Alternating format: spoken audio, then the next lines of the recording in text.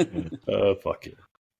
Righto, Thoroughbreds. Welcome back to another episode of Penalty Broncos. Britto here, coming to you from the Bandwagon Bar in Brisbane. We've got Ringer and we've got Langers joining us from across the state. We're here to give you the best professional amateur opinions on the Broncos men and women's leagues. We're here to pick winners, and we're here for early retirement, hopefully. But yeah, anyway, Ringer, how are you? Britto, good, mate. A bit of a pep in the step this week after, a bit of success for a change. Has really sort of brought the life back into the, put blood where it's meant to be for a start, and I'll leave it at that. But, no, week's been good, mate. Very busy, but got some, worked everything around so I could sit down, and was prepared to have my heart broken, and actually really got excited for myself for a team that mathematically can still make the 8, and who were in the who nearly won the comp last year. To be in that position probably shouldn't make you so excited, but God, I love beating the Cowboys. And beating the Cowboys at home and giving them an absolute bath is even better. How about you, Britto? Yeah, good, mate, good. She's raining here at the moment, so she's a balmy 17 degrees. Lot better than what it has been, which is good. So I'm out and about with my jersey on, no jacket tonight. Yeah, mate. So that's good. How are you going, Langers? Yeah, good, mate. Good. Just another week in town, which is always good. We got our compliance week on this week, so like all of our shit gets tested every 6 months. All of our slings and chain jacks and all that sort of shit, plus then all of our electrical tests as well. So doing that and our yearly medicals and all that sort of shit. So yeah, just going through the motions of doing all that and dealing with a fucking toddler and eating my words by not backing the Broncos last week. Oh, we'll get there. We will get to that. I'm sure we will touch on that directly. Very good, very good. For those of you who have been living under a rock, the Broncos actually played to their potential, both men and women's, over the weekend. So expect the boys to be a little bit insufferable and say some shit that they won't regret later on. But we'll get straight into it, eh? We'll get into the review. Cowboys v Broncos up there in Queensland Country Stadium on Saturday. We had a crowd attendance of 24,230. Considering the stadium capacity is 25,000, it was a really good turnout. And what a spectacle that they witnessed. It was great. Halftime, Broncos 12, Cowboys 18. Second half, 30-0. Broncos over the Cowboys for a full-time score of 42-18. Broncos win. Initial thoughts on the games, to me it was great to watch the second half unfold. A little bit nervous there in the first half. It looked like we were about to, hit those errors and whatnot that sort of came to our unfolding against the Bulldogs and the Titans. But the boys had the mental fortitude to hold on. What are your thoughts, Langers? Yeah, fucking what a game! What a game to not tip the Broncos for a start.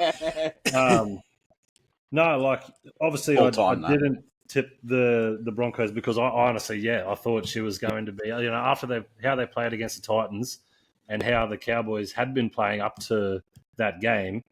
Yeah, you were tipping with your heart if you were tipping the Broncos on that one, and I wanted to do a little experimentation, and it didn't fucking pay off. But no, look, Cowboys didn't play that well. The Broncos played good in the second half, but the Cowboys didn't play well either, So I think that's probably something that we can sort of talk about. Cowboys don't have any Tomalolo to sort of, bruise the defense and all that sort of shit, but I don't think it would have been a different sort of story if he was playing.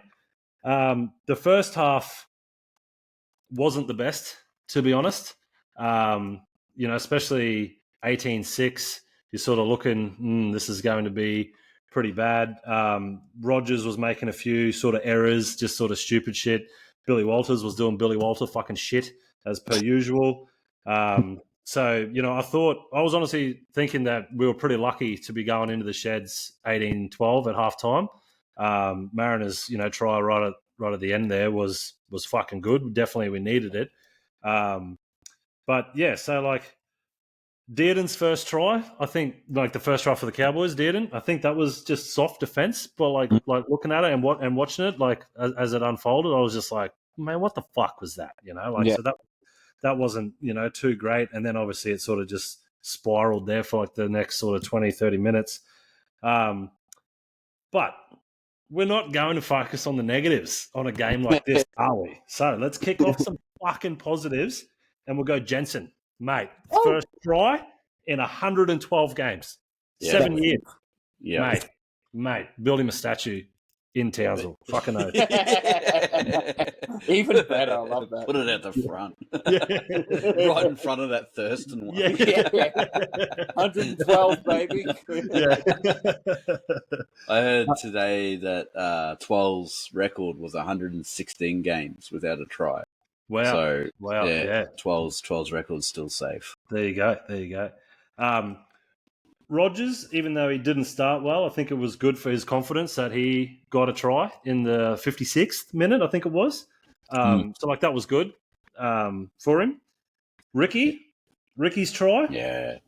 Mate, that kick from Walsh, just a little bit of brilliant, a little bit of arse, a little bit of fucking awesomeness. Love to see that shit. That's fucking good. We'll talk about Stags. Mate. 2 tries. 2 awesome fucking tries. First try, absolutely skinned Valentine Holmes. So good. So good to see that shit. Fucking just absolutely rinsed him, which was awesome. And the second try, if you want to sum Stags' second try up in one word, just determination. Yeah. Fucking just amazing. Amazing to watch. Up on your feet sort of shit. Fucking love that. Fucking love that. So that was good to watch. Reynolds, 7 from 7 kicking. Always handy when your fucking kick is, on point. And like you said, Britto, 30-0 second half. That's fucking good. Considering what happened with the Titans in the second half. Yeah. Fucking bad. Yeah. What a turnaround. Yeah. What an absolute fucking turnaround. Yeah. And you touched on it, Britto, like in our little group chat sort of thing while the game was on.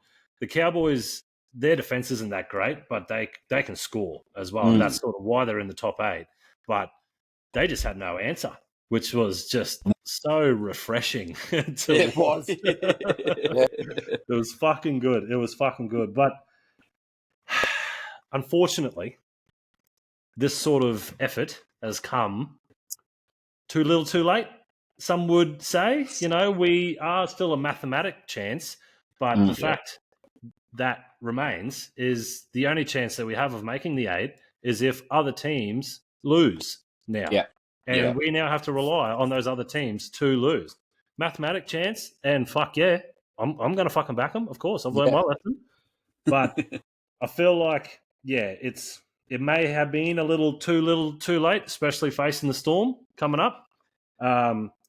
But in saying that, both the Cowboys and the Broncos, if they make the 8, if they play like they did against each other, if they play a team like the Panthers or the fucking Storm, they're going to be in fucking strife. Yeah, especially that first half that the Broncos did. If they play like that against a team like the Storm, Panthers, whatever, they will not be able to come back from the fucking pizzling that a team like that will fucking put on them. So awesome to fucking watch. That second half was fucking immaculate. But there is definitely, a couple of areas that there's, improvements are needed. So, but yeah, fucking good to see. Good to fucking see. Yeah, so good. I'll add to that, in the first half, just before Mariner scored that try, the Cowboys were completing at 90%. Yeah, wow. So like, huge. You're right. If that was the Panthers at 90%, there is no way in hell we're coming back from that. No, yeah, so, definitely. Especially with the little error, like just the little errors. But anyway, but I guess we're the Broncos, we're leading the competition in errors. We've made the most in the whole season. But that stuff, that Walsh to Ricky try, is the other side of those errors. Yeah. Like, if we just stop doing the errors, that stuff happens naturally for them. And it's just so frustrating. Like, we're going to have to be content doing that if the boys want to play their natural style sort of thing, which does my fucking head in. But what's your thoughts, Ringer? Yeah, Britto, I was very much the same. In the first, when Corey went over, I was just happy, but we'd been parked at their end for what seemed like a fucking eternity, and nothing really happened. And it was only lucky that our favourite player, Billy Walters, got an offload, I think it was, and Corey was Johnny on the spot and dove. I think what helped Corey was that he actually tripped a little bit, which shot him straight at the line because he looked like he was going to test up into someone to try and go down, but he sort of like got going and then tripped and then just headed straight for the line. So, but mate, what a moment! Good on him. 112 games between tries. I think the average career for an NRL player is something like 32 games. So, he's had 3 careers worth of no tries. So good on him. You see the look that he gave the ref too when he went over. He looked at him like, please. Yeah. Come on, son. I know I grounded that. If the Broncos don't have a bloody Go Corey sign up next week, when they next play, I don't know what they're about. And so we got to that, and then when Tommy Dearden went over and he went straight through Josh Rogers, my boy, Brendan Procura, just walked through him. And we know Tommy's strong, we know he's an origin gun, but I mean, there wasn't that much on in that play, and he just walked over and I went, oh, here we go. And then Chad Townsend fires a good 4-metre pass forward to bloody Kyle Felt, and they score again. I was like, oh, God. We're in real hot shit here. Yeah, anyway, and you just got that feeling in your guts is that, well, here we go again. They've decided not to turn up. And then they just, things just started sticking where for the last couple of weeks, they throw when they do those backline movements, and even the pass that hit Mariner just before that try at half time, it was behind him and he reeled it in. To it, and then he got balanced, and then off he went. Like, he's one of the most incredible athletes in the Open, isn't he? That Dean Mariner. He's just so silky and so fast. But a couple of weeks ago, he drops that ball just because that's just how we were, And we got away with one, and you thought, well, okay, at least you got a chance now. You've gone in 6 points down, and then that second half, it was more. I was more happy with how much they turned him away.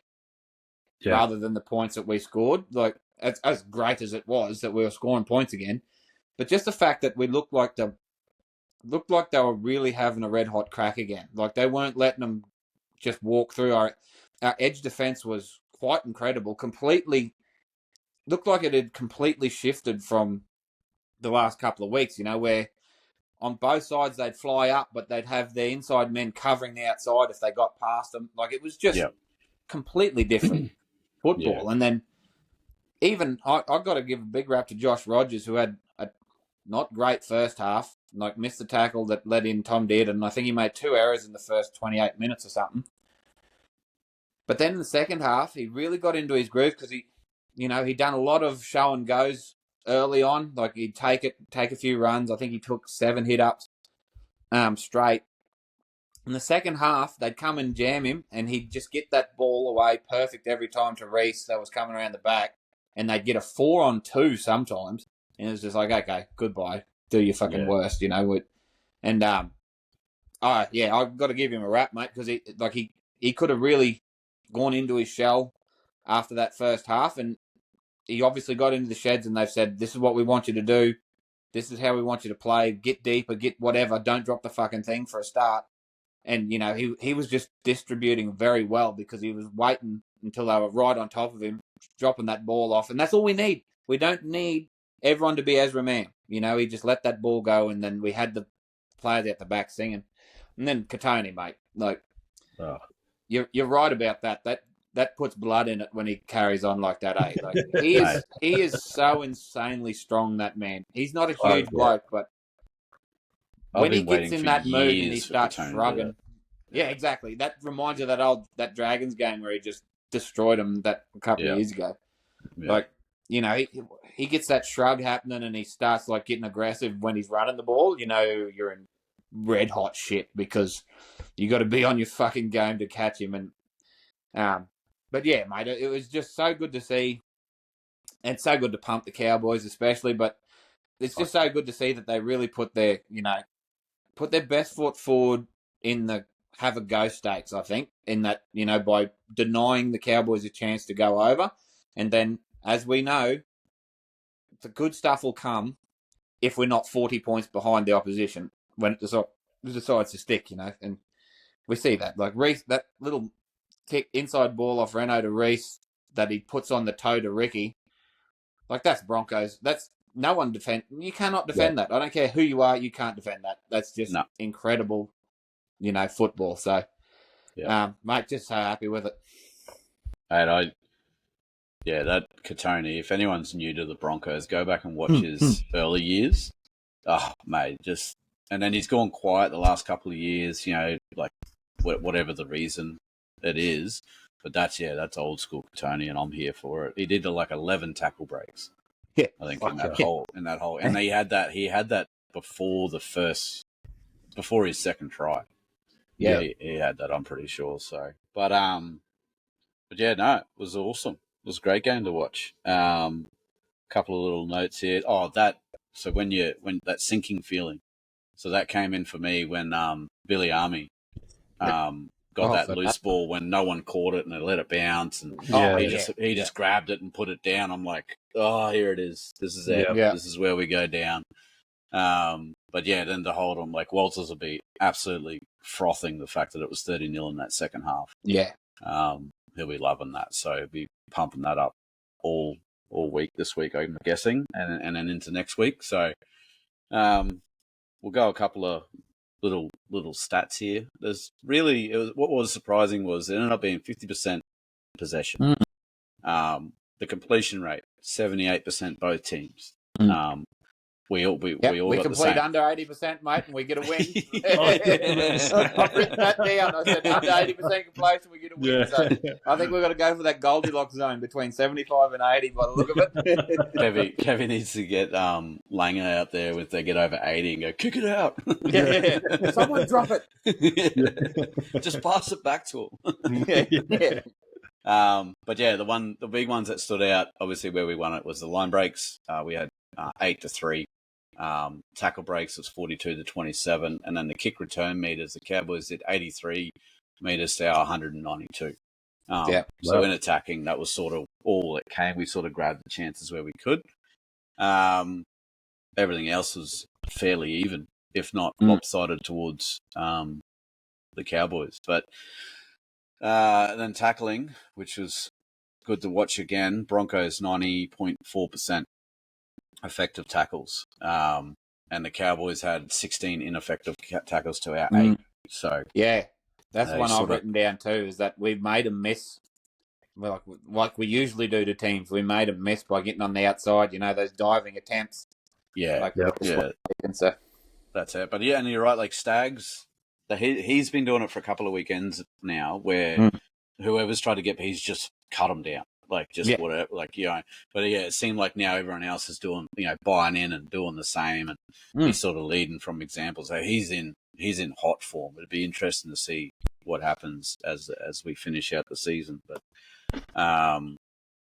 it was the other thing that I found very interesting, and there's too many errors. Like we said, 14 errors to the Cowboys, 15 to us. Yeah, that's a lot of errors. So.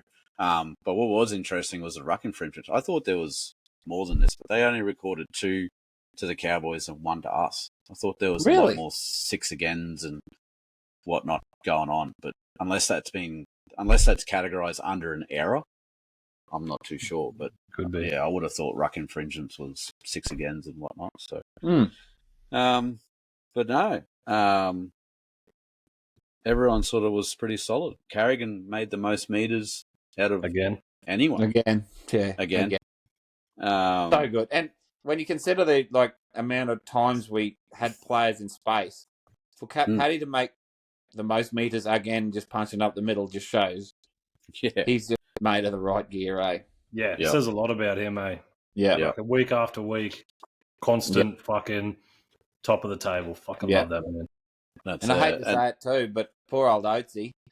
Yeah. I'd probably would have loved to have seen him on the bench instead of Tristan, but I mean, Korapani out there with that little bit extra toe really helped us out in those shifts because, you know, we had the option to cut him out if we needed to. And there's a couple of times there where I think Katoni put him just a little bit away, you know, and he just made that extra few meters and got a quick play the ball that we just probably weren't getting with Oatsy. And, you know, it probably not a huge thing, but you could definitely notice it on those shift plays. That Korapani was right there, Johnny, on the spot, like no one was waiting for him. So anyway, I reckon he could have nearly scored. The Stags made a break there, and he did look outside to him, and I thought he held it and took the tackle and you know whatnot. But yeah, I think that was possibly the one just before Xavier went over. But yeah, anyway, he could have shifted it out, and he would have been Johnny on the spot because he ended up getting the hooker and flicking it off. But yeah, he was pretty good actually. He was pretty solid. Good solid game for him. So the top performing players out of both teams, Ruben Cotter made 39 tackles. Pia Cora made 46. And I will say this because this is in my notes. We've been pretty hard on our second rowers the last couple of episodes. The game that they decided really get involved and be noticeable on the TV, lo and behold, top tackle counts, make line breaks, score tries, all this sort of stuff. Like they just, I wonder if it is a coincidence or not that our second rowers finally start to play, and then all of a sudden we play like that.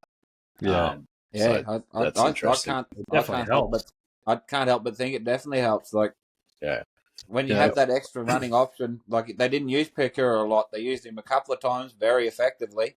Where it looked like he was threatening, so it just gives them that extra bit of space. Same as Ricky. No one, like everyone slept on Ricky with that grub raid. Like they're like, oh, he's going dead. Next thing, this huge unit's just fucking robot marching to the try line. It's like, oh shit. in the replay there, where they, I think they were like sort of in the crowd looking back. His eyes lit up as soon as Walsh hit it, and he's just like, "Yep, this is mine." Good luck, everybody else. Yeah. That's another of the talking about replays. That Mariner try, the front on where he mid-air shifted. Was it Chad Townsend that he skipped away from? I think so. He's like, he's angled one way and then just shifted mid-air just to miss the tackle. And I was like, that's beautiful. Good luck trying to catch the lad. Exactly. Yeah, he's fast too. Be worse than a mongrel dingo. Fucking earth. But also fourth straight derby win as well for the Broncos. That's another little fucking. That's a fair stat for the lads. It is a fair stat. It's good. Embarrassing for the Cowboys. So. Yeah. Imagine being a Cowboys supporter. Imagine it being old boys' day. Oh, yeah. Has someone checked on Gronk? Is he going all right? Old boys' day. The Gronk is not okay. Yeah. For all the rigmarole about, no, I'm fine, doesn't mean anything. He's not okay. Not okay. No, it was old boys' day. So they did the Carl Webb thing. They retired the jersey, and then they had all the old boys there. They had like Matt Scott, James Seguiaro, Matty Bowen. Obviously, Brent Tatey was there. He was on the sideline. And there was a bunch. I think something like 50 or something. 50 old boys there or something like that. So Matt Scott is definitely retired. Yeah. He looked like he'd been stung by a few bees. That cunt. Still a big boy. He's living his best life. Good on him. Fucking hell. Yeah, that's it. Don't punch him. Anyway, okay. So line breaks. Kyle Felt, ever reliable, made 3. Katoni made the 4. The stats that I really want to point out. So we'll do the backs now. Backs versus backs. The stat I did want to point out was the line breaks was 6-2 in favour of us, our lads, and then the tackle breaks, 26 tackle breaks to 9. Was the stat there. Errors was pretty bad. We had our backs made 19 errors. All like that's like total errors as well. Like that's all calculated up. That's ruck infringements. That's everything. That was a bit of a wild one, I thought. For that there. What did I get there? Holmes missed 5 tackles again. Yeah. Same stat that he missed last week when him and Chad had I think they had about 11 missed tackles combined for him. But he missed 5, and I did see that Chad has been dropped. Yeah. The Cows in this run-up. They've got Clifford sitting in there. Jake Clifford. Yeah. So, I mean, Clifford's got a good boot. He's got good defense, but I think they're definitely going to suffer with their attack. But I mean, if you're the Cowboys, you've got attack coming out your ass. So they just need to sort out that defense. Yeah, really. It did look a bit dodgy between Drinkwater and Chad actually in that game. They looked a bit off each other a few times. It was. Which was bad. Great to watch for us, to be fair, because I was so terrified of Drinkwater just putting a clinic on and going around us like we were. So I was happy when they were sort of snarling at each other. Yeah, that's it. Josh Rogers, Adam Reynolds up against Tom Dearden and Chad. Tackles made. Our boys did a bit of solid effort there. 52 tackles made by those two up against 34. Shit, that's good. Yeah, so definitely solid there in the middle. Especially when you consider that's Lukey and Nanai that they've probably got to tackle a lot of the time there when they set those second rows at them. So I think they've done pretty well. And that, I think the Mariner try, like you said, Ringer, Rogers tipped it on. I'm pretty sure he got absolutely smacked by him. He got flattened. So he was good. They didn't want to let him run, so the next best thing was just to let it fly. So we'll get to the back. So all runs. I'll get to the forwards. Our forwards made 81 runs to the 53 of the Cowboys. The run meters that obviously contributed to that 716 up against 448, and then the post contact meters 268 against 178. But once again, we 7 errors in the forwards there, so up against the 4, we're going to get punished pretty badly there if we go through. So, and then the bench was pretty well, pretty even. Tackles missed was a big one, so the Cowboys bench missed 10 tackles against our 2. So it was good to see that whenever they did come on, they did a job, Kobe and whatnot. Smoothie, I thought, had a pretty normal game. Would you say? Moses, sorry.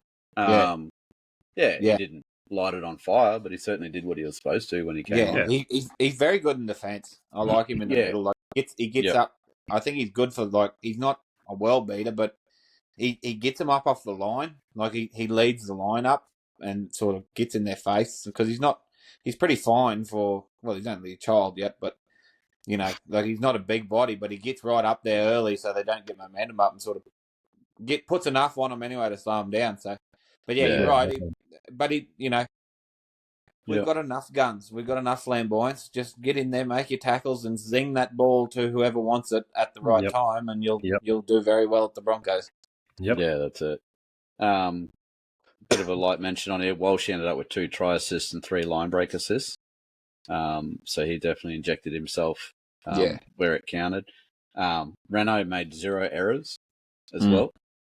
So awesome. That with 100% on the boot, like Lang has said. No short dropout seed, that's why. No, exactly. I did have that.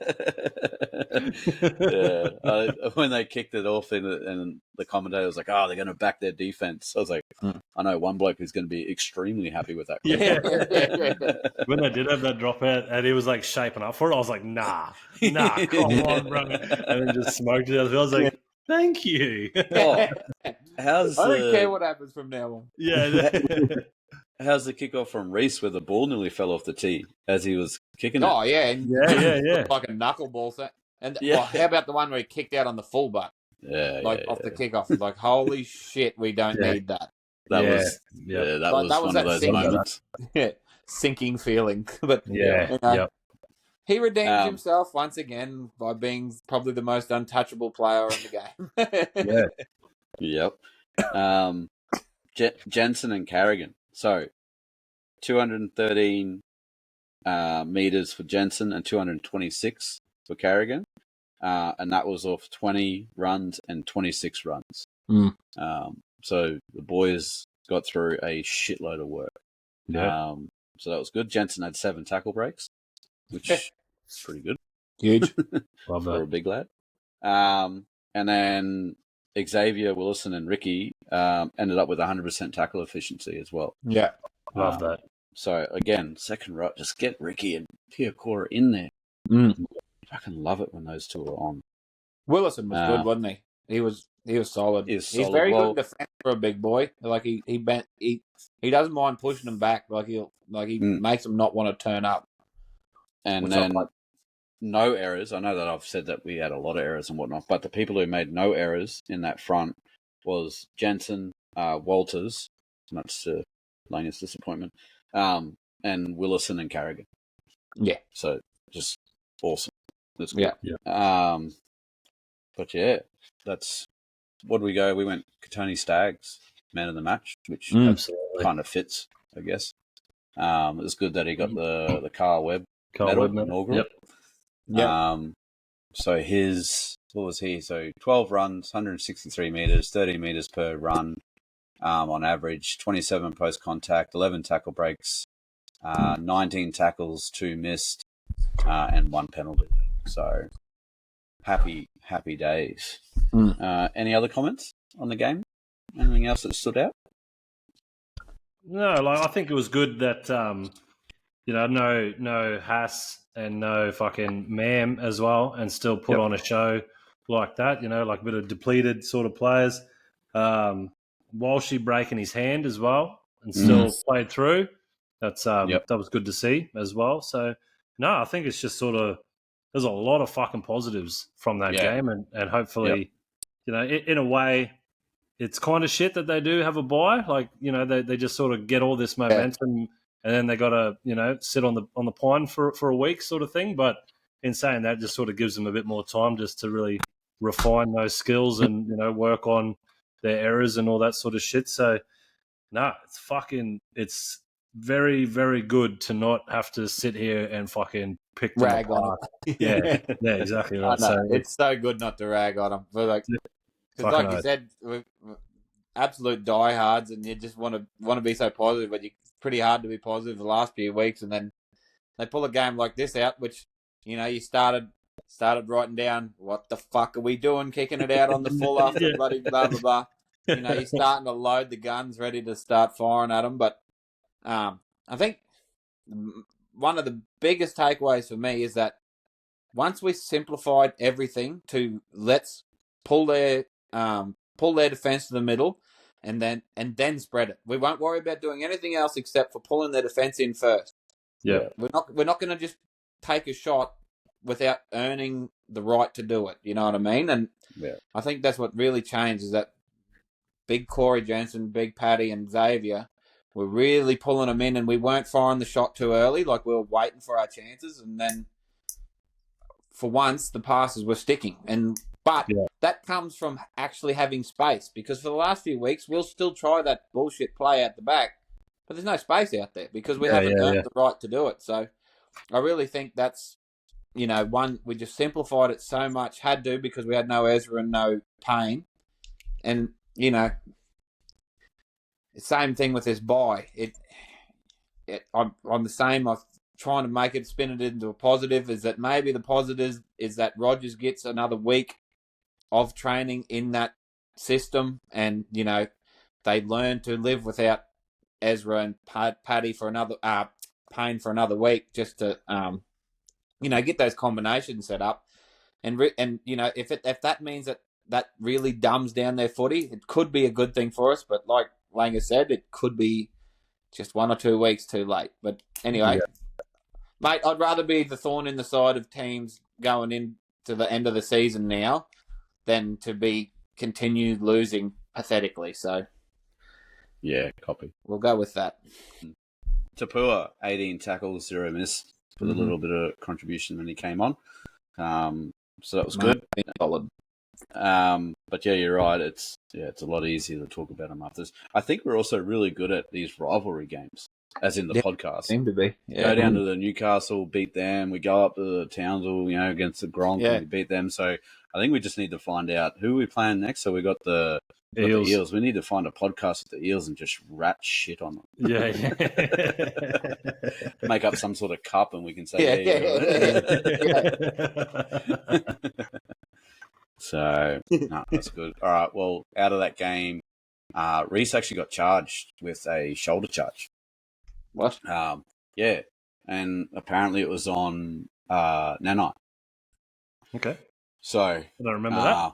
No, I don't remember that. But first offence, early guilty plea, $1,500 fine. Oh yeah. But yeah, Reese with broken hand looks he should like take the match bans instead. He's not playing anyway. Because he's got 4 weeks. That's if he needs surgery. So obviously we'll find out a little bit later on what the go there is.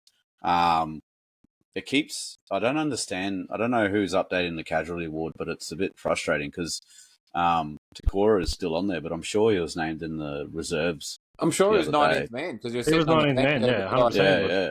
So anyway, it is what it is. So in the casualty ward, we got Reese, Payne, Ezra, Jack Kowalski, Jock Madden, Takora, if you'd believe that, and whatnot. But yeah, other than that, we're getting through it all right. We've got the bye next. So the game after is against the Eels. So we'll do a review on that next week. And then just for a little bit of, it won't be breaking news when this comes out, obviously, but do you want to have a quick discussion? Flano got 4 weeks. Yeah. Got a bit hungry during the game. Yeah. Took a bit of inspiration from Iron Mike and said, I'll take a piece out of this. I like the defence. They reckon that Crichton was rubbing his nose on his face and it just happened to end up in his mouth. Yeah. I mean, it's right. It's true. He was doing that. So, but just like telling your missus, oh no, she just slipped and fell on my deck. Like, hold on. Come on. Pull your heads in.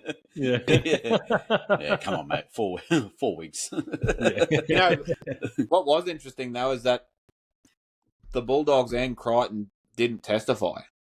Yeah, that was really interesting. So it had to be completely NRL against Flanagan. So the NRL have obviously said, nah. Which, I'm all, like, good on him. Like, I think he actually did it, but it's getting a bit arbitrary if the person that allegedly got bitten isn't making the charge, because then how do you call evidence that, like, you know, did you put pressure on his nose with your mouth guard? Like, you know what I mean? Like, if you haven't got the person sitting there. Yeah. Anyway, I know that, what I mean is that if you didn't have the people in the room making the charge, maybe you should have got 2 weeks. Yeah. You know what I mean? Because, wouldn't have got more of a suspension if, well, maybe that's it. Maybe he gets 10 weeks if Crichton testifies. So that could be how it works too.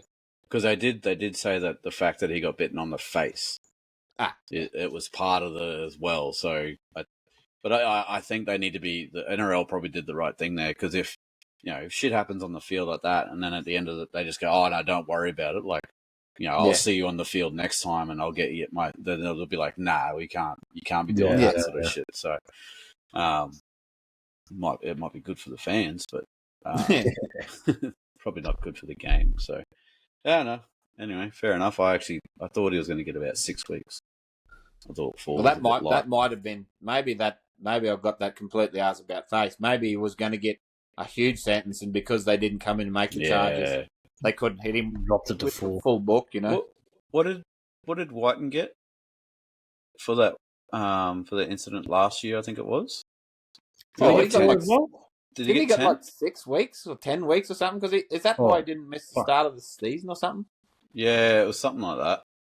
It was. I thought it was only 4. Jack White bite on Newcastle's Tyson Gamble. Says there is no comparison.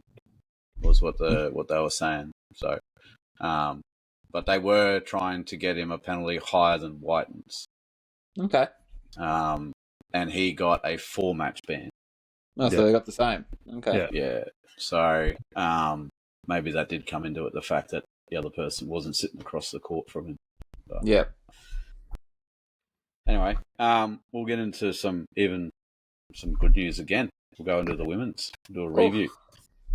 I got to watch this.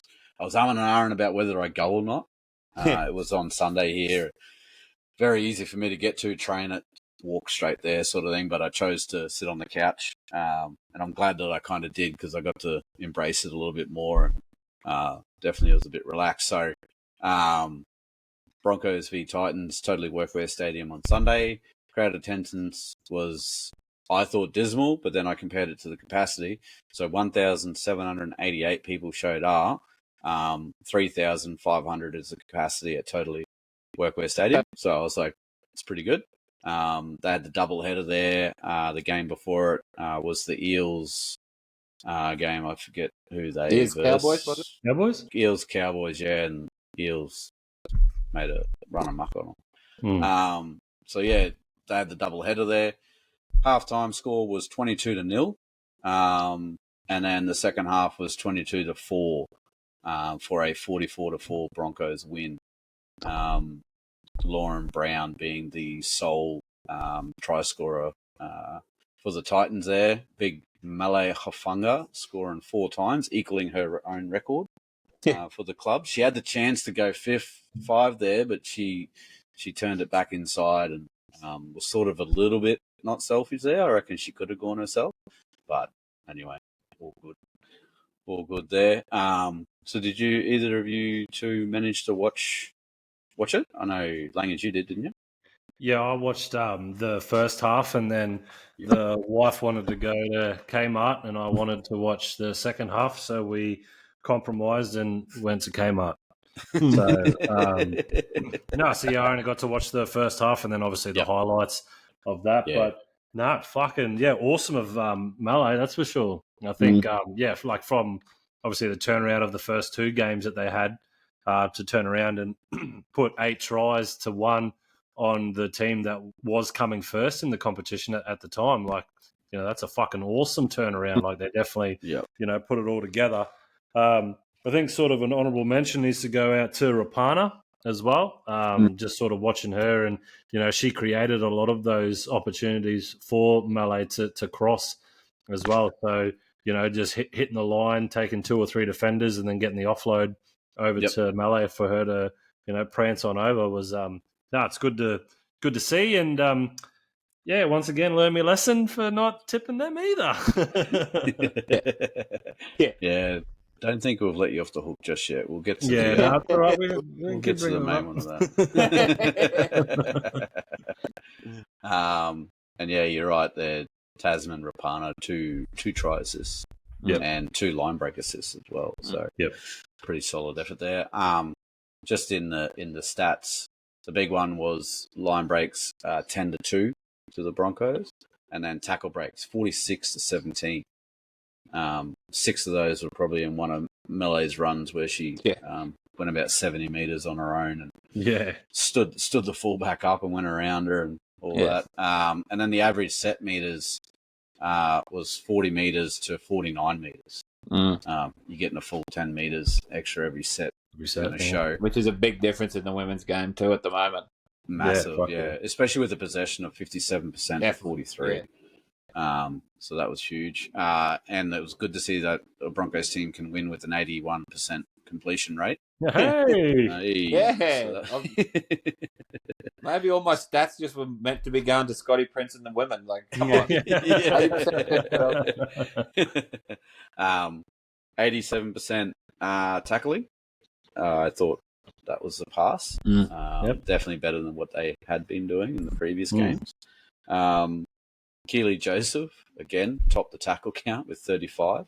She's the modern age Nathan Hindmarsh at this rate, because that's the numbers that Hindmarsh used to pump out in the 2000s, and everyone thought he was a beast. Good on her. And Julia Robinson, it's going to get like a broken record, but she got the most run meters again, 233.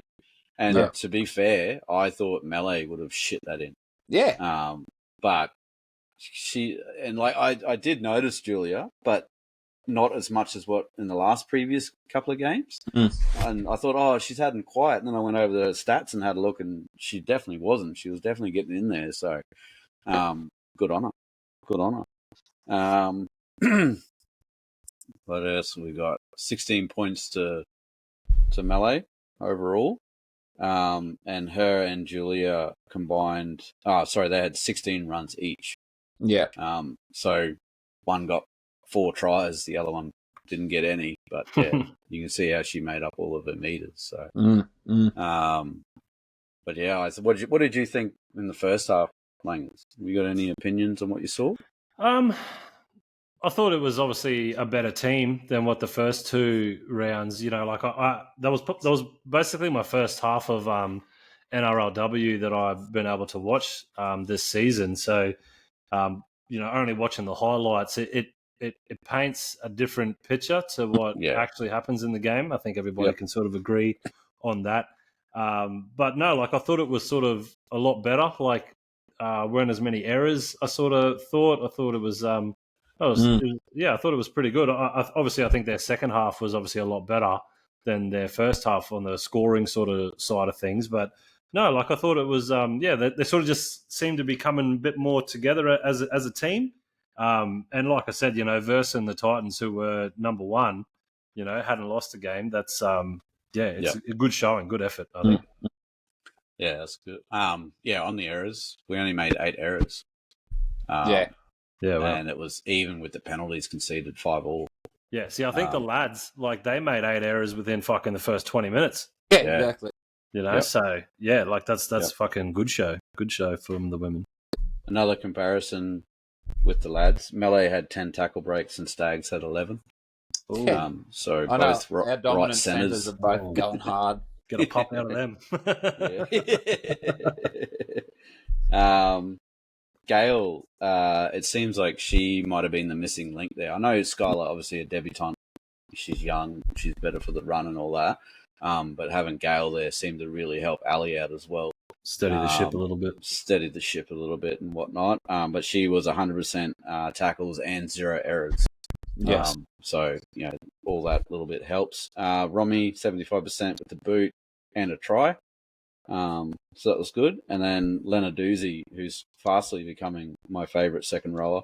19 runs, 207 metres, 78 post-contact, 4 tackle breaks, and 100% tackle efficiency. Yeah. It is going to be extremely hard for anyone to take that jersey off her now that she's got it. I'll be very interested to see what Princey does when the other lady comes back from her suspension, I think next game. So we'll see how she goes with this one coming up. In the teams versus teams sort of thing with the back line, essentially our backs dominated the Titans' backs. I've just highlighted all of the stats. And we'll run through them real quick. So 24 total points against 0. All runs, we made 62 against their 42. 9 line breaks to 1. 26 tackle breaks to 7.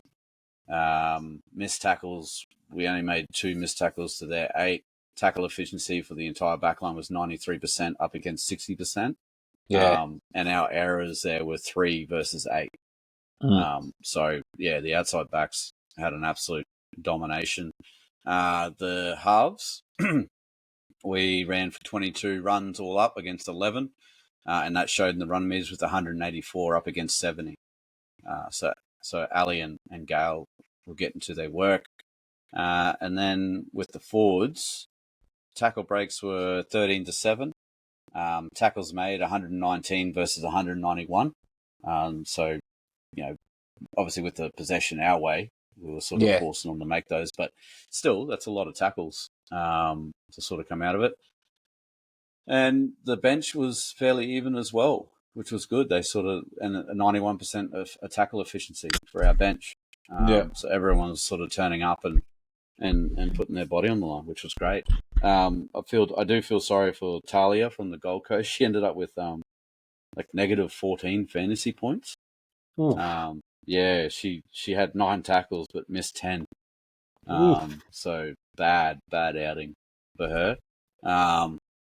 And the fan and panel voted woman of the match went to Malay Hufanga. Of course. Just a huge game. And an interesting, if you follow Random Stats Guy, Malay has scored 4 tries in every round 3 game that she's participated in. That's an incredible, typical rando. Love that stat. That's amazing. But guaranteed Melee 3+ round 3 next year is going to be shit on by me. I know that. Yeah, put it on now. I'll put the house on it. 67,000 to 1. Yeah, so that's it. So, any comments on that? Any further comments, Ringer? Yeah, Britto, I didn't get to watch it live. We had people out, and you know it's frowned upon to kick them out the door when Broncos play. But apparently, but anyway. But what I did get to have a look at, mate, I think a player like Keely Joseph is just so important if you want to go on a decent run. Like you said, so consistent, shores up that middle, will take the tough carry, will make the tough tackle. I think, and like Chelsea Leonard, like I said, 207 metres, like the stats around her, if you would just look plainly at stats, then, it doesn't look that impressive. But when, the little bit I watched, you can see that she tightens it up in the middle, and she's the one that sort of takes those tough carries and really, I don't know, just binds them. She's like our Paddy Carrigan sort of a role. If you were to draw a comparison, you're going to notice if Paddy's not there, but if Keely's not there, I think they really notice it. And, with the inclusions of Waka and Gail Broughton, it almost looked like, looks like that's the team that they've done all preseason with. Yep. And then they've finally got back together after someone's been at Olympics, another's been hurt. And yep. Because it just seemed so much more connected, even though, I was wrapping up Brees Bradbury and all that, but just the way that they all sort of fell into shape a lot quicker. And, I don't know, maybe that's what happened. This is the team that they actually wanted to put on the park round 1, but because of injuries and, commitments, you're not going to stop someone going to the Olympics. But, that's what it looked like. It just looked like a completely different team. There was no clunkiness. Ali looked like she was in her groove. General, Gail was controlling the edges. Yeah. So I was very happy for him, mate. We all said last week, hope they don't lose, any confidence or put their heads down after the first couple of games. And then for them to come out like that, I think it makes us all feel better, and it'll make the girls confident that they just knocked off the ladder leaders. And Langer said it perfectly. We've had 2 really hard opponents in round 1 and 2. Yep. Titans probably haven't, with the new franchises that they've played. So I think that really showed too. They were not prepared for us. So yeah. Just once again, Langer's putting in the hard work. If only he tipped them. There is an argument, though. I know you said at the start, Langers, that it failed. Your experiment failed, but did it? That's it. Do I just not tip the Broncos ever again? Don't worry, that's coming up in the tipping. You're not allowed to from now on. I'll have to lose a tipping comp if it means that they win. Fucking Yeah, that Waka. There's a couple of runs there that she made. She made it look pretty effortless, dancing across. I think it was in the second half. She danced across field and made a half break and whatnot. And I was like, this girl just came back from Union and she's doing this in league already after 1 game and probably I think she had a couple of days where she came back from the Olympics before they played. Yeah, but she's got the weight of gold in her pocket, mate. She's happy as Larry. Yeah, that's it. Needs to sprinkle it on a little bit here and there. So luckily we didn't get any injuries out of that game, which was good. And no one in the judiciary either. So it's just Brianna. She's finishing off her last game suspension this weekend. She'll be back round 5. Horse. like I said, yeah. No, that was Netta. Oh, Netta. Yeah, sorry. Yeah. But Brianna, she's the one that Chelsea Lenarduzzi. Oh, yes. She's taken her jersey, so it'll be very interesting to see what happens. Yeah. What happens? He's got a decision to make there. Yeah, and then Annetta, Red Dragon sitting on the pine there for another 2 matches, so she'll be back round 6. That's right. So we'll get on to their preview. They've got the Raiders coming up. They're back at home, Totally Workwear Stadium. The win on the weekend meant that they kept their 100% venue win going, so undefeated, which was good at home. But it'll be on Saturday at 11 a.m. We bounce back from, Broncos bounce back with a mighty thumping of last year's runner-ups, is what I've got written here, as we look to kickstart our season. Raiders started the season with a win, but they're sitting 7th behind us with back-to-back losses now. And they really do need the Broncos really do need to start doing back-to-back wins as we progress forward, because we're 9 round season, we're already up to bloody round 4. So yeah, exactly right. Need to get into it. So tail of the tape coming up. Titans are 7th. Raiders are 7th. Broncos are 6th. We're 1-3 each for 2024. Our completion rate's a little bit less. We're on 70%. They're on 72%. Our tackle efficiency, it's around the same, 85.5 versus 84.5. And like I said, venue win rate was 100%. Raiders 0%. The last time that the two teams met was last year in round 6 at Totally Workwear, where it was a 40-8 win to the Broncos.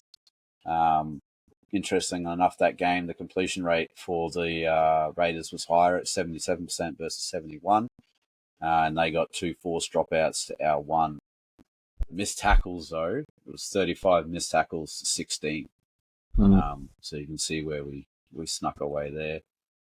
Previous games, so we've had the win against the Titans, the loss against the Roosters and Eels, whereas the Raiders, they had a win against the Tigers, and they've gone loss to the Knights and the Sharks, who are, admittedly, a pretty good team. So we should, if we're in any chance, we should hopefully win this game. And if they do play like they did on the weekend, I've got absolutely no doubts that we can do it.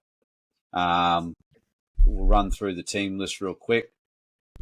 It's virtually unchanged from us. Why would you change it, sort of thing? I think everyone sort of I know there was a couple of late shifts. Shanae came back. She was meant to have a broken hand or something. She was on the casual, but she came back in the last hour. So she's slotted back into the centre to push Stacey Walker out to wing. Hayley Maddock is at fullback. Julia Robinson, Mele Hafunga round out the backs. Then in the halves, we've got Gale and Ali. In the forwards, Keely, Jada, Chelsea, Tasman, Romy, and Jasmine. And with the bench, we've got Destiny Brill, Tafito, Lavinia, and Lauren Dam. And Skylar's dropped back to 18th woman. Yeah. And we're coming up against the Raiders. We've got Appy Nichols, Madison Bartlett, Shael Robbins Reddy, Mackenzie Wiki, and Shikaya Tangai. That's in the backs. Then we've got Zahara Tamara, Ashley Quinlan in the halves, Tamaya Kelly Shines, Shante Tamara, Sophie Hollyman, Mona Lisa Solia, Holly Mae Dodd, Sumaima Tafu is in the forwards. And then on the bench, we've got Emma Barnes, Grace Kemp, Matua, and then Serena rounding out that bench with Relna as 18th woman there. So hopefully we can get another W and really kick into the season. So that'll be good. Yeah, fucking oath. Just one thing I noticed, Britto, for the Raiders against the Sharks, they had 43 missed tackles. So, who's a defensive coach? Yeah, I know. If they had 35 last year against us. Yeah, and that's what that's what's letting them down. When I was looking through the stats just to see, they had 10 errors and 43 missed tackles. So, if if the Bronx put up, there's a real chance of some 13-plus action again for any of those that have a dabble. But in saying that, the only thing that I didn't watch the game, unfortunately, but the Raiders did have 2 HIAs. Yeah. So okay. whether that sort of threw their whole balance out or something, whether they lost some key players, but I think okay. but 43 missed tackles is the one stat that I seen that I think that the Bronx need to look at, and we could really exploit with the explosiveness of some of our players at the moment and the form they're in. Yeah. Well, I just had a quick look now. They're leading missed tackles 101. Okay, is what they've got, and then the Dragons. And the Dragons are behind them on 97. Yeah. So anyway, fingers crossed. We'll be cheering them. Yeah. We'll get up, get around them. Yeah. Just before you move on. Just before. All right, I've got a spicy question for you. Now, with the Bears looking at coming back in, who would be your captain and who would be your coach of available coaches and available captains? So you mean like do they have to be off contract, or just who would you like dream? Like you need the proper coach, but just any player that you could take over. Well, it'd have to be you got to try and lure a player over. Okay, right. And then obviously Wayne Bennett's he can't be an option because he's already at South. All that sort of stuff. Craig Bellamy, he's done an extension. I don't know, and I don't know when the Bears are coming in. I think what it'll be 26. Yeah. Next year they'll be able to do like their little build up, and then 26 they come in or something. Right? So that would be. What would be your captain and who would be your coach for that new franchise? You can go. Who? Okay, thanks, bro. Really helpful. Now, I in the can I have Madge Maguire? He hasn't got an NRL contract. He's got another year with New South Wales, and after we beat them into absolute fucking infinity next year, he might want to do it again. So. I'll put down Madge, mate, as my coach. And for someone that I'm just putting through my head who could be a nice headhunt, Benny Hunt would be that'd be my captain. That's who I would chase. That's a good shout. That's who I would chase, because getting older in his career, he's going to have, 26? Yeah, so that'll be the end of his contract, actually, at the Dragons. Yep. You could pay him a mozza, but you know what you're going to get with Benny Hunt. He'll probably still be even playing Origin then, the way he's going. Like, he's not exactly showing signs of going any slower.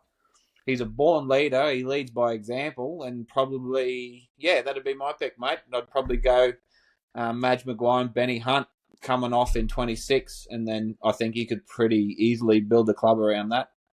Yep. Yeah, right. How you going, Mangers? You got a thought? Yeah, I reckon coach, maybe someone like Cam Smith, maybe throw in, fucking dip his toes in the fucking coaching realm of the side of the footy. I think he'd probably be a pretty good head coach too, just his general fucking knowledge and, how to work the refs and all that sort of shit. I think he'd be pretty good. Captain, that's a fucking good question, eh? Do you go someone like a bit of an older head like Benny Hunt, or do you sort of just go someone young, up and coming, maybe like a little Tommy Dearden sort of situation? Throw Dearden in, something like that. Yeah. Or if you're going to get someone that's going to cross teams, maybe Hughes, Jerome Hughes from the Storm as well. You'd think Munster's probably going to keep his, captaincy if he stops getting injured. Maybe Hughes or someone like that, maybe. Yeah, fair enough. Yep. Sean Johnson out of retirement. Take him all the way from over the east coast to the west coast. Poor bastard's still got to fly for a fucking away game. Yeah, rack up some frequent flyer points, that boy. Tommy Dearden was in my head too before I got to Benny Hunt. He's one of them. Like Wayne's obviously set the platform, hadn't he, for how to start a new franchise. Like you don't need superstars, you need players that want to be there and want to give their all, because superstars, if you just get a superstar and a bunch of, and you put all your eggs in that basket, no one feels important by the look of it. Someone like Tommy Dearden is one of them players that he's not overawing, no doubt, but you can see he's an absolute weapon. He has 100% crack every week. So good shout, mate. Cam Smith. I'd be barracking for the Bears, I think, if Cam Smith started coaching. Holy shit. Yeah, fucking oath. I think that'd be a good little matchup. But, you could even, if you wanted to poach someone from the Broncos, like Paddy Carrigan, slip straight into there as captain. I just didn't want to say that. I didn't want to either, so I'll just think of any other team. This is keeping right on track with your mutiny that you did on the weekend. Yeah. You own Bears shares, prick. Tip against them, send Paddy over there. Yeah. I went Billy Slater, going along with the Origin sort of. He's is he going to do next year? Is he not? All that sort of stuff. And then I went with someone like Moses from the Eels, or Yao, from Panthers. Yeah, that's good. That's a good shout. Yeah, I like that. Yeah, so as a fucking club. Yeah. So I, because you'd have to think eventually Cleary's going to take the captaincy. So that would probably, I don't know, that would fit plans. Anyway, just a bit of a random, I like that. That's random thought, mate. Especially by then too, he might be getting a bit long in the tooth. He's getting not long in the tooth, but he's probably getting a bit too expensive for Panthers to keep holding on. Second rows are like for them. So yeah, that's it. And I mean, it'd be like the Bromwich boys going up to the Dolphins, essentially. Yeah. So Anyway, good question, Tom. I like that. Cheers, mate. Let us know thoroughbreds in the comments there. Just get onto that, thoroughbreds. Yeah, let us know. Yeah, that's a good one. I might put a graphic up next week, tomorrow, and just say. Although I've got show holiday tomorrow, and I've got strict instructions from the Minister of War and Finance that we have to go and do something. So I think we're going to go watch Deadpool. Oh, pretty good. Nice, romantic as fuck. Yeah. All right, we'll move on to the tipping. I finally got myself a crown. Yeah, go boys. Even if I did have to fucking shout it, and even if Langers did pull me up on a incorrect tip of his that he did, but I put myself first. Did I put myself first?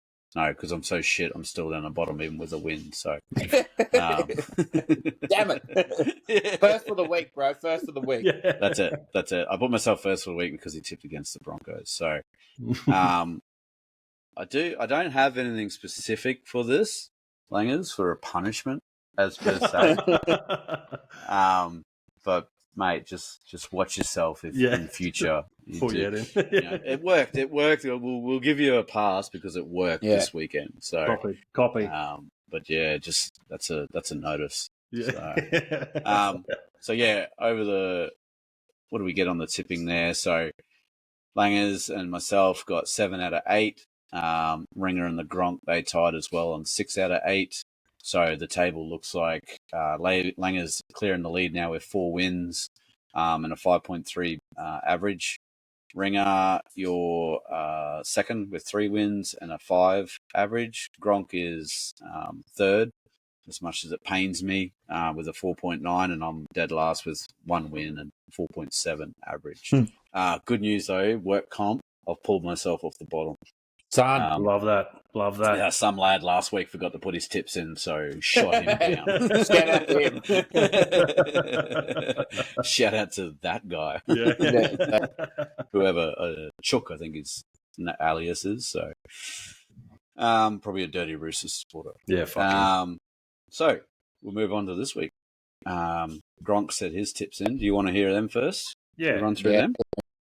Righto. There is a smoky, I feel, in here. So he's gone the Panthers over the Storm. So that's a difficult one to pick straight up. He's gone the Seagulls over the Warriors.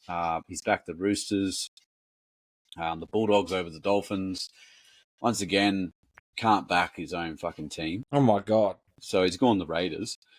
Little does he know that it's exactly what we want. Yeah, exactly. As a Broncos supporter. He's gone the Tigers over the Rabbits. Okay. I thought that was a surprise. At home, they don't look. Yeah, I know. Campbelltown. And let's be fair, the Tigers haven't looked too fucking shit against some pretty average defense from the Cowboys and whatnot. They just need to stop getting sent off. Yeah. And then he's gone the Titans over the Dragons, and he's backed the Sharkies to get one over the Knights there. I'll throw to Ringer. Let us know, mate. What do you got? Yeah, Britto. I've gone straight away. I'm going for the Storm. Yep. Penrith haven't really sort of convinced me that they're Penrith of last year yet. And they probably will this game because I tipped the Storm. But I mean, you know, they weren't overly great game like that. Like even though Parramatta always turn it on against Penrith, they got away with it in the last minute. Yeah, they were lucky. High. So you know, it's not. They're still coming last on the ladder for a reason. So it just sort of doesn't. Yeah, I'm going for the Storm anyway. Long story short, Seagulls, Roosters. I'm also going the Dolphins over the Dogs. Dogs are up and about, and I know, you know, your head should say tip them, but this is going to be one of my. Is there a little week off before the finals? You know, where they just go. They've been up and up and up for so long. Whether they hit a flat spot, and the Dolphins coming off a win, a very emotional win like that. Whether they can, lift again. Anyway, we'll try that. Cows, if they can't put two games at home together that bad. I've gone the Rabbits, even though now that Gronk's said Tigers at Campbelltown has got me a little bit scared, but because they do play better at Campbelltown. But anyway, I'm still going the Rabbits, Titans also, and Sharks. Yep. All right. Nice. What about you, Langers? Yeah, I think Storm Panthers, it's going to be probably the game of the round, eh? I think that's going to be potentially a grand final fucking game. What a way to start the round. I'm going to go the Storm because I'm agreeing with what Ringer said. The Panthers aren't the Panthers of last year. Like, they definitely haven't turned it on, but they probably will this fucking game. I think Storm are just, they're the same fucking team, fucking just a good fucking team led by a good fucking coach. So I'll go the Storm. Manly, Roosters. I'm going to go the Bulldogs. I'm going to go the Cowboys over the Raiders as well. I'll go South. I'm going to go Dragons. Yeah. Hopefully they can sort of turn it on. Do we need the Dragons to beat the Titans? Or is it sort of we need it the other way? Yeah, it's sort of neither here nor there. Yeah. Dragons, I think, are going to be in.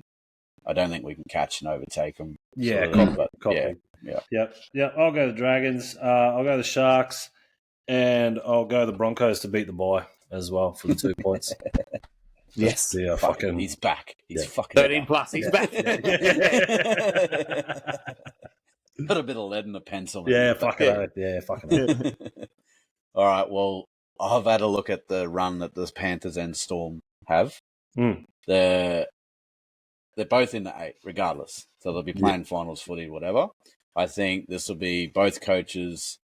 It'll be an absolute fucking grand final. Yep. And if they rest players after it, they got to rest players after it. But I reckon this will be the mental edge that you'll have of winning this game come in the finals time will be huge. And for that reason, I can't go past Ivan Cleary. So I'm backing the Panthers in there. I am going the Seagulls as well, mainly because they're at home. Yeah. So whatever Warriors team shows up, I feel like the Eagles will get it done. Eels are just, I don't know. The Roosters need to play good, and the Eels will put it to them because they love playing the Roosters and all them big old teams. But I think the Roosters are a bit of done.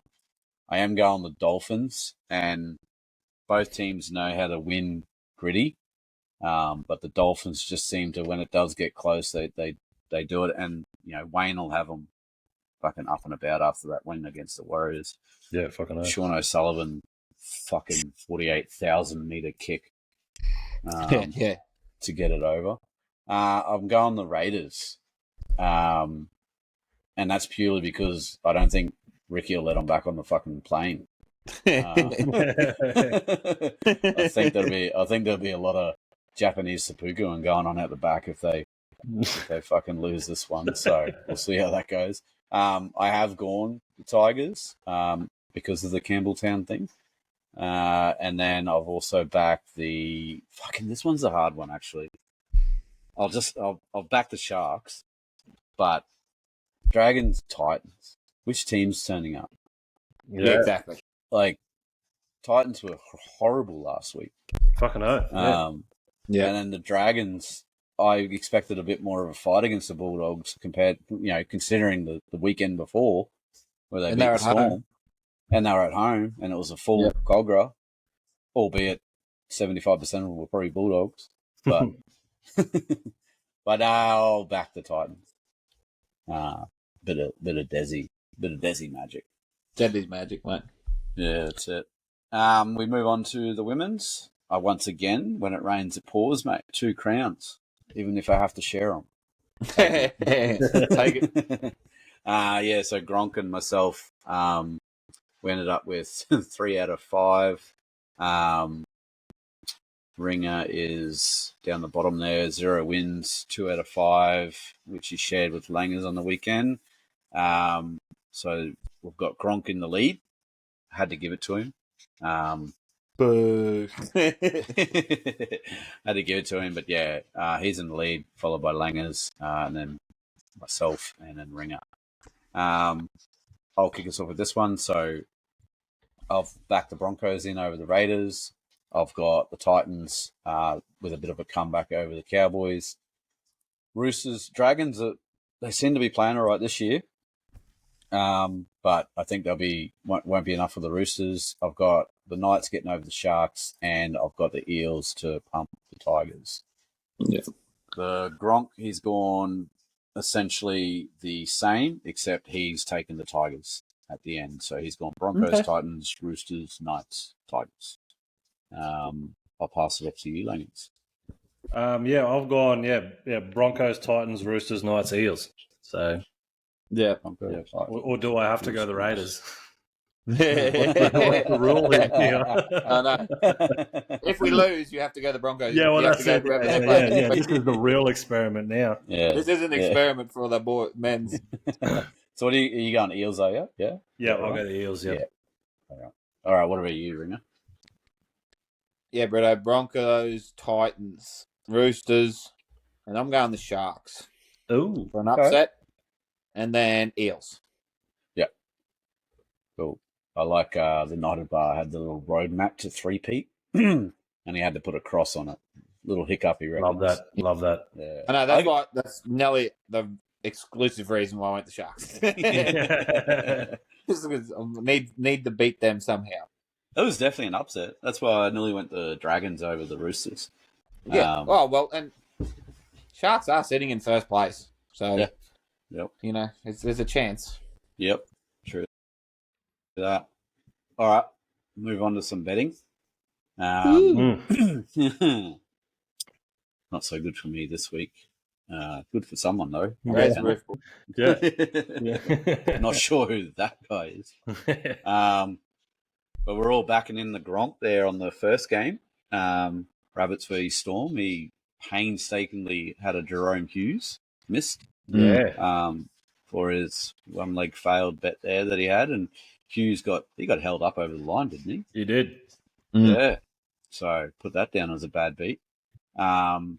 Langers, you're up next. Didn't fire a shot in the Titans v Sharks Especially game. after drawing off, saying, let's just keep it simple. Yeah, I know. Bring the Yeah. fucking odds down. Let's just keep some fucking surefires. And then the Titans don't score a fucking point. 8 point. Ridiculous. I was with you, mate. What the fuck? Yep. And then I got, not going to be a rocket scientist to know why this bet didn't get up, but Panthers head-to-head, Eels plus 16.5 line hit, but Dylan Brown and Jerome Luai, ATS, did not. Move on from that. Langers, Raiders v Seagulls. Jordan Rapiner, mate. What happened? Well, technically that's a void, so you can probably I didn't lose that one. No, may as well be a green tick. Yeah, that's what I'm saying. Yeah, he would have scored if he didn't get his head taken off. So, no, but still, Jason Saab, I thought he would have fucking crossed at some point. Yeah. But no, it couldn't happen. Good to see you, Tommy Turbo. Fucking just reliable Tommy. Fucking getting to meet Pice. So that's good. He got a couple, didn't he? I think so. I think he got a couple. I think he got two. Now. Two at least. Got about 150 Supercoach points, so. Yeah. Yes, the bastard. Not on my team. No. Ringer. Broncos Cowboys, mate. Oh, what? What happened? What do you mean? Tell me all about it. Yeah, check the tapes. Yeah, so Katoni Stags, Kyle Felt, and then Felt first, second, or third. Well done, mate. Got him on the third too. Love that. Yeah, love that. Needed it. Don't worry, it was crossed my mind the whole time. Like, glad I didn't put any Broncos 13 plus bullshit in this when the first half, and then I was like, oh damn it, that would have been perfect. But anyway, very happy, mate. You got to get one every now and then. That's it. Wrangled the Stags. So Wrangled the Stags. Wrangled him. Gronk, Dragons, Bulldogs. Zachy Lomax cross for him, but that was about it, really. Dragons 4.5 line didn't hit. No Josh Addo-Carr and no Preston. And then into our. This was a bloodbath as well. Dolphins v Warriors. I got the Warriors plus 7.5 line, and that's about all she wrote for good stuff. Under 50.5, well, that got blown out.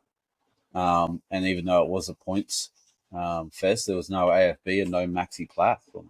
Yeah. So. Maxi Plath scored like 100 Supercoach points. I was like, Tom must have bloody got a try in. No. Nope. Not at all. And then Ringer, your last for a match as well. You got the Knights 13 plus, but Marju didn't cross at all. Fletcher Sharp scores 4. Yeah. Marju scores none. I was like, Jesus, guys. You're doing a Shannon Knoll, mate. What about me? Takes his side and takes his tries. Bullshit. Yeah. And then Lockie Galvin didn't cross either. No. But anyway, that's a bit suck. Obviously, the road to $1 million didn't come off, but if you were following along, we're looking at 1 cent stake, $863,167.70. Love that. So, fucking love that, eh?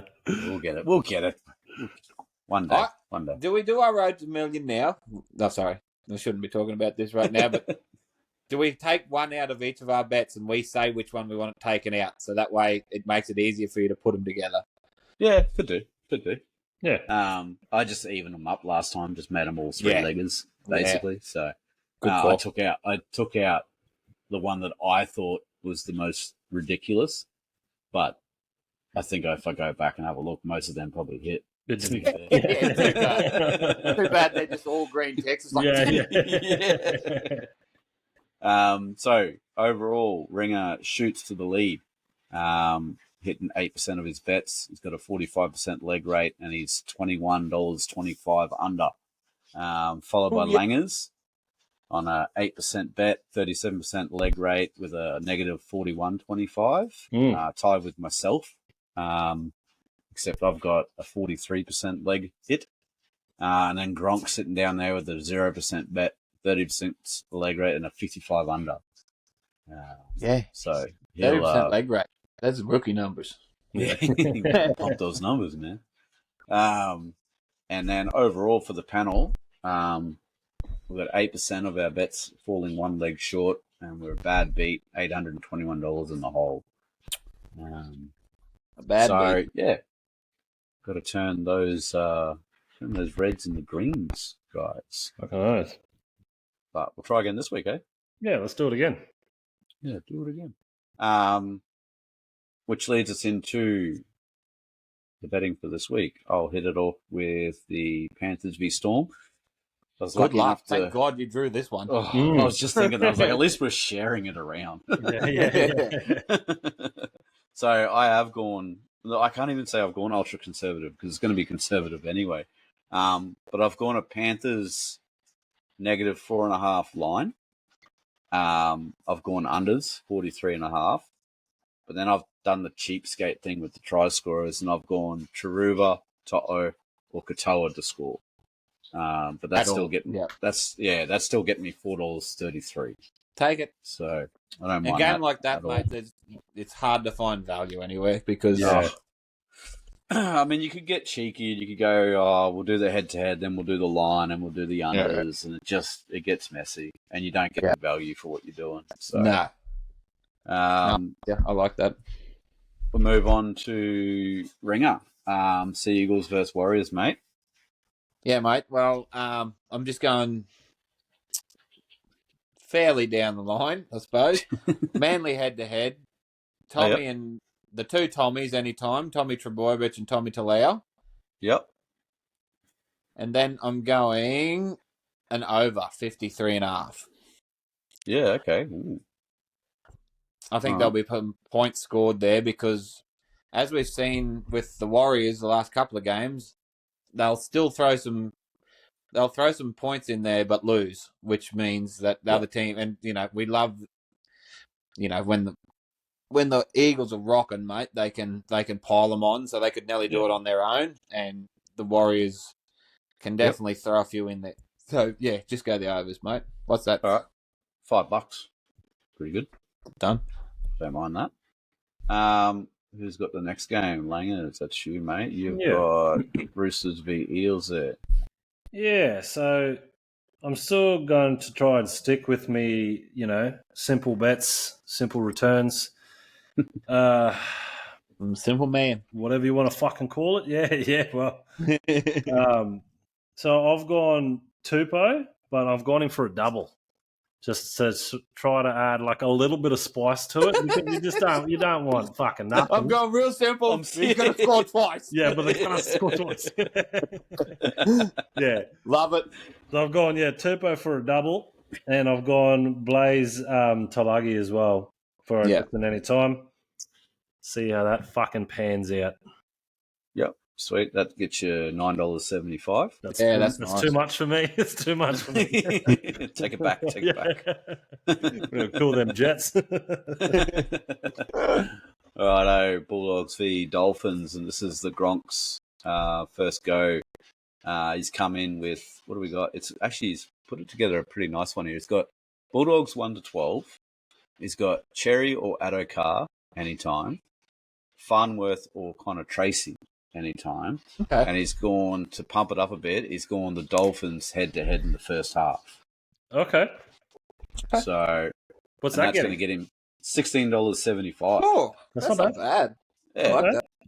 Not bad for a toothless North Queenslander. Talking about toothless, North Queensland Cowboys versus the Canberra Raiders. Ringer, what do you got? Simple again, Britto. Cowboys head-to-head. I'm going the overs again because, once again, Cowboys love scoring and love conceding points. So, we've seen that obviously last week where they smoked that. So, and I'm going back to the well, mate. Ooh. Kyle Felt first, second, or third. Yeah, nice. Like they love that right side. So yeah, fucking oath. $7.75. Take it every day. Pretty good. So you can go back to back. West Tigers versus South Sydney. That would be myself. I've gone South Sydney head-to-head. I've gone the overs. I think it's going to be a slogfest. Jacob Gagai, and then I've gone Keenan Kulamatangi. Okay, ATS he's been moved as to well. the second row too, so. Yeah, and that's going to get me $9. So I thought that was pretty good.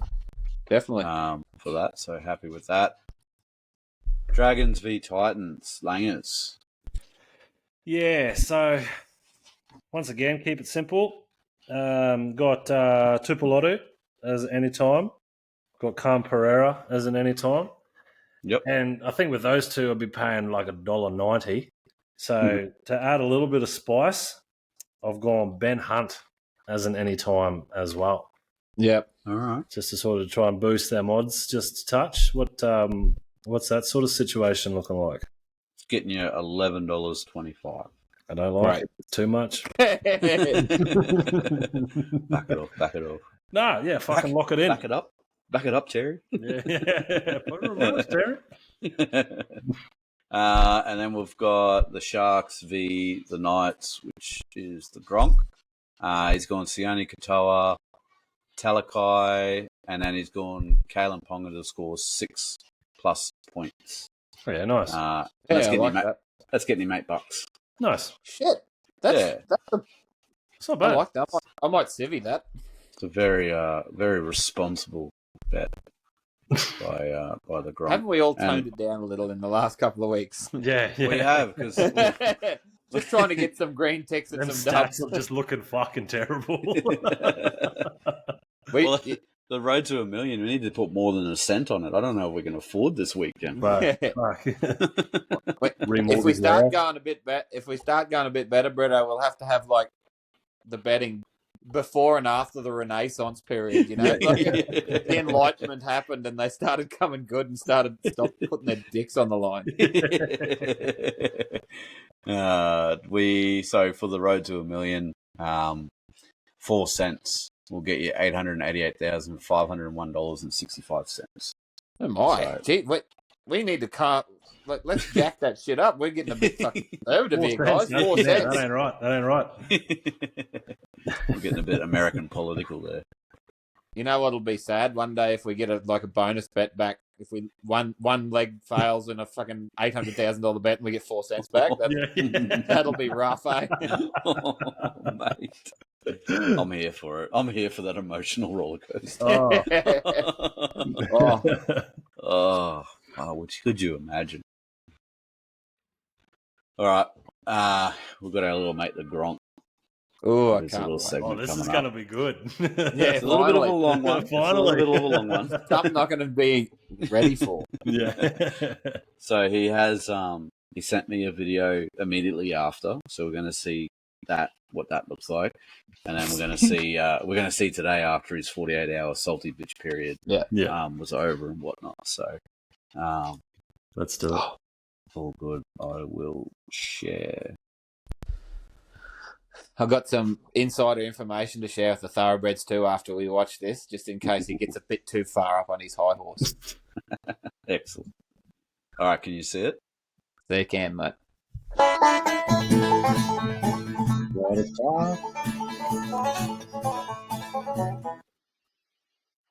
Hey boys. It's current 37 Saturday night, so we get some raw content for this week. Sitting there with the German mate, figured out home. He's going to be my best mate tonight after that bed shit. I was told to get outside because the kids were terrified or something. I don't know. I blacked out. But anyway, me and Han just doing a bit of mathematics. And technically, if you win every game, and if we lose every game from here on in, which is very possible, that yous will beat us on the ladder. So It looks fucking distraught. Fuck you. Goodbye. Guess I should have brought a napkin or a fucking rag or something to wipe off all these turds you've been dropping on me over the course of the podcast, I'd imagine. I've been taking a few licks, boys, but you got to do that, don't you? We're pretty accustomed to it, really, us Cows fans. Serving up a big shit sandwich at home. We're fucking good at it. Anyway, it leads me to a question I want to pose to you. Is it better to scratch into the 8 by the skin of your teeth, that being us in this situation, Cows, and knowing that you're probably going to get clapped by fucking some dog, dragons or something like that, really just not even offer a yelp, or be in your situation where you probably a bit of pressure's come off, you pump a few shit teams, so there's a bit of optimism leading into next year. Don't know. Although if we beat Canberra this weekend, well, I'll be lippy again. But until then, fuck you. Goodbye. Boy's got a having long good salty time. bitch period, eh? Yeah. He's hurting the big fella. You said you had some insider knowledge there, Ringer. I'm glad we got the little clip straight after, because you can see there's like a little sheen on his face. Like he looks a bit ruffled and a little bit sweaty. So unfortunately for Mr. Gronk, Mrs. Gronk and Mrs. Ringer are very good friends, and they talk a lot. And she informed Mrs. Ringer that Mr. Gronk went out the back and punched the fuck out of his punching bag for 15 minutes after they lost. Just absolutely going to fucking work in the shed, really letting out some steam. So all this rhetoric about not caring and doesn't matter what happens and all this, that punching bag certainly knew it mattered. So I thought that was a bit funny. Then, you can't blame him. You try and convince yourself that it doesn't matter and whatnot, but when you get pumped like that at home, it was like us getting shafted by the Titans. Like, it just gets to you so bad. So anyway, it's very funny. It would be the sweetest thing on the planet if it aligned that we took their spot in the 8. Yeah. But anyway, I'm here for that. Yeah, fucking oath. Worst thing about both sides is that we could both win the comp if they turned up. Yeah, true. Let's say that. But anyway, he is right though. What is better? Is it better to scrape into the finals and say that, hey, we made the top 8, or is it better to just bitch out, don't get any injuries, do a review, and crack into the preseason? Yeah, exactly. It's it's a hard one, isn't it? Like both have their merits. Like obviously getting the top 8, it's what you aim for every season, sort of thing, for the whole season. That's your ultimate goal. Just scraping in, like it's like Dominic Toretto. You can win by an inch or you can win by a mile. Winning's winning, So but true that. Just scraping in and then just becoming a punching bag for the fucking first team you face is never good. So, no, I'd say, making the top 8 is an achievement of itself. And, it's what every team should probably be trying to aim towards, regardless of how they get in, I think. Yeah. I don't really know how true it is either. Like, if you just scrape in and then bounce out, I'm pretty sure no one, cool, we made it. Well, that's it. I'm sure there's reviews, surely. Yeah, exactly. Yeah. And anyone who didn't win the grand final is going to do a review. Yeah, for exactly. Sort of thing. So, I'd rather make the 8. I remember Gus Gould said a couple of years ago, like finals footy is like, it's like a completely different comp. Like your mindset, the good coaches completely can change their mindset, because it's like, no, you've made it now. There's no more fuck it footy in this. You've got to put your dicks on the line. So it's funny. Like, you'd rather go in with momentum, no doubt, but you get in there, at least you got a chance, and that can sort of might be able to change. And that's why I hope one of us make it in, because we have a team that could be a real prick if they turn it on. So yeah, that's it. 06, Wayne Bennett, Broncos went shit in the first half of the year and then came back. Yep. Beat the Storm. that's us for the week, or for this episode, Thoroughbred, not for the week. The week is just beginning. Okay. Head over to our socials. We got Facebook, Instagram, TikTok, Spotify, YouTube. Give us a like, follow, comment, subscribe where you can, whatever it takes. Bet responsibly, be a contributor to society. Stay out of one another unless it's consensual, and we'll gallop off into the week. Catch us next week. Cheers, Thoroughbred. Bye, Thoroughbreds. Let's go. So diabolical.